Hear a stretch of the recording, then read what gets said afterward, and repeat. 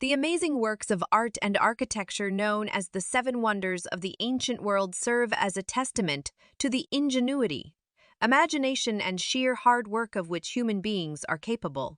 They are also, however, reminders of the human capacity for disagreement, destruction, and possibly embellishment. As soon as ancient writers compiled a list of seven wonders, it became fodder for debate over which achievements deserved inclusion. The original list comes from a work by Philo of Byzantium, written in 225 BC, called On the Seven Wonders. Ultimately, human hands joined with natural forces to destroy all but one of the wonders. Furthermore, it is possible that at least one of the wonders might not have existed at all. Still, all seven continue to inspire and be celebrated as the remarkable products of the creativity and skill of Earth's early civilizations. Great Pyramid of Giza, Egypt.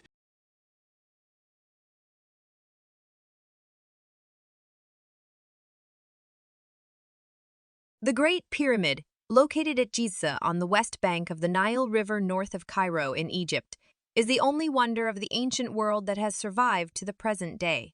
It is part of a group of three pyramids, Khufuwa, Khafra-Shafra, and Menkaure-Kairmo, that were built between 2700 BC and 2500 BC as royal tombs. The largest and most impressive is Khufu, known as the Great Pyramid, which covers 13 acres and is believed to contain more than 2 million stone blocks that weigh from 2 to 30 tons each. For more than 4,000 years, Khufu reigned as the tallest building in the world. In fact, it took modern man until the 19th century to build a taller structure. Amazingly, the nearly symmetrical Egyptian pyramids were built without the aid of modern tools or surveying equipment. Scientists believe that the Egyptians used log rollers and sledges to move the stones into place. The sloped walls, which were intended to mimic the rays of Ra, the sun god, were originally built as steps and then filled in with limestone.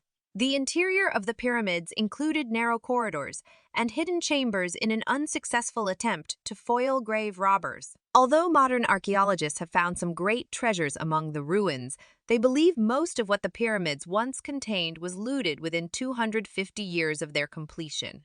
Hanging Gardens of Babylon.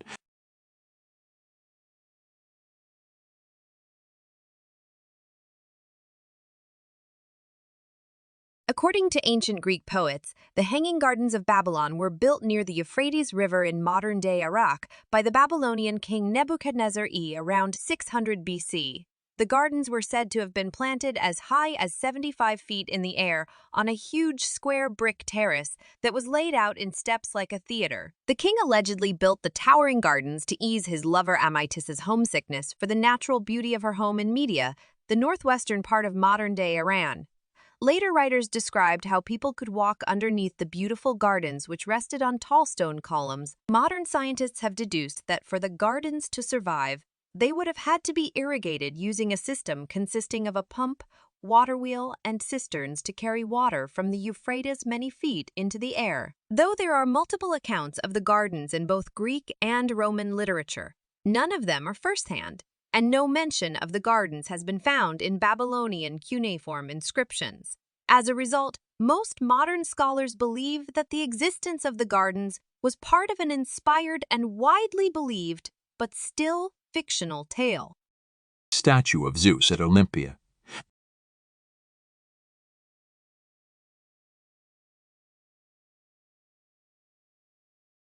The famed statue of Zeus, the king of the gods in Greek mythology, was crafted by the Athenian sculptor Phidias and completed and placed in the Temple of Zeus at Olympia, site of the ancient Olympics around the mid-5th century BC. The statue depicted the god of thunder seated bare-chested at a wooden throne. Holding up the throne's armrests were two carved sphinxes, mythical creatures with the head and chest of a woman, the body of a lion, and the wings of a bird. The statue of Zeus was richly decorated with gold and ivory. At 40 feet, it was so tall that its head nearly touched the top of the temple. According to legend, the sculptor Phidias asked Zeus for a sign of his approval after finishing the statue. Soon after, the temple was struck by lightning. The Zeus statue graced the temple at Olympia for more than 8 centuries before Christian priests persuaded the Roman emperor to close the temple in the 4th century AD. At that time, the statue was moved to a temple in Constantinople, where it is believed to have been destroyed in a fire in the year 462. Temple of Artemis at Ephesus.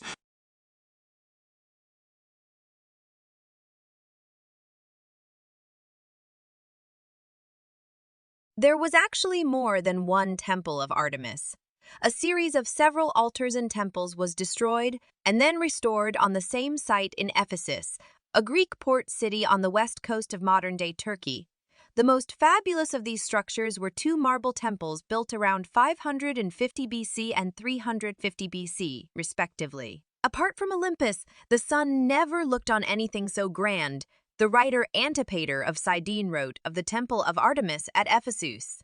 The original Temple of Artemis was designed by the Cretan architect Chersiphron and his son Metagenes and decorated by some of the most celebrated artists of the ancient world. The building burned on July 21, 356 BC. According to legend, the same night that Alexander the Great was born, it was torched by a Greek citizen named Herostratus, who claimed he burned the marvel so that his name would be known to history. He was put to death and the government declared it illegal to utter his name. 6 years later, the building of the new Temple of Artemis was begun. The new building was surrounded by marble steps that led to a more than 400-foot-long terrace. Inside stood 127 60-foot marble columns and a statue of Artemis, the Greek goddess of the hunt. Mausoleum at Halicarnassus.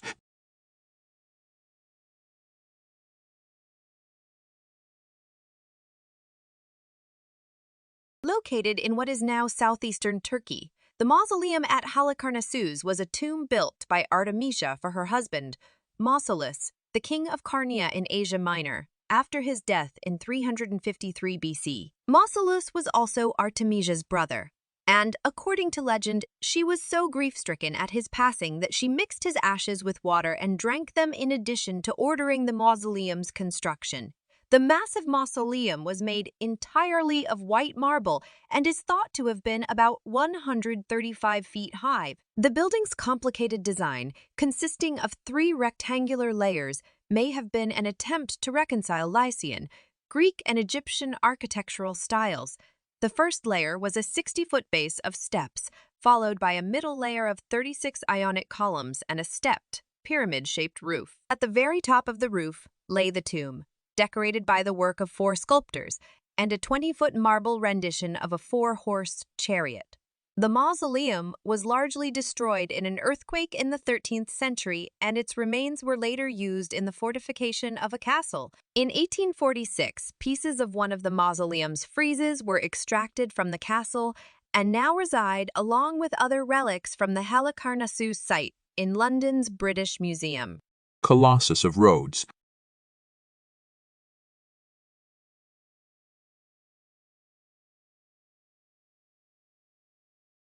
The Colossus of Rhodes was an enormous bronze sculpture of the sun god Helios, built by the Rhodians over 12 years in the 3rd century BC. The city was the target of a Macedonian siege early in the 4th century BC, and according to legend, the Rhodians sold the tools and equipment left behind by the Macedonians to pay for the Colossus. Designed by the sculptor Chares, the statue was, at 100 feet, the tallest of the ancient world.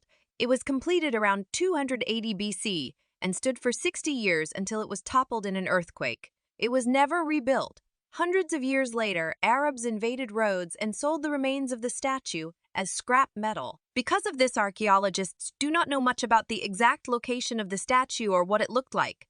Most believe that it depicted the sun god standing naked while he lifted a torch with one hand and held a spear in the other. It was once believed that the statue stood with one leg on each side of a harbor, but most scholars now agree that the statue's legs were most likely built close together to support its immense weight.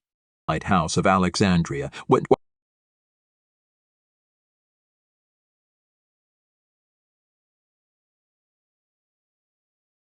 The Lighthouse of Alexandria was located on a small island called Pharos near the city of Alexandria.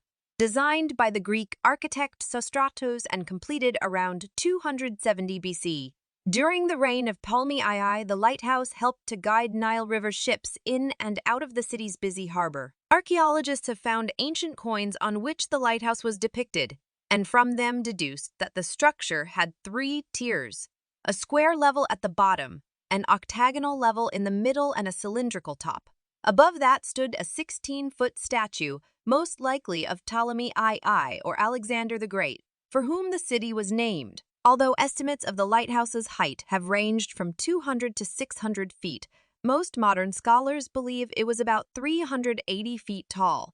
The lighthouse was gradually destroyed during a series of earthquakes from 956 to 1323. Some of its remains have since been discovered at the bottom of the Nile.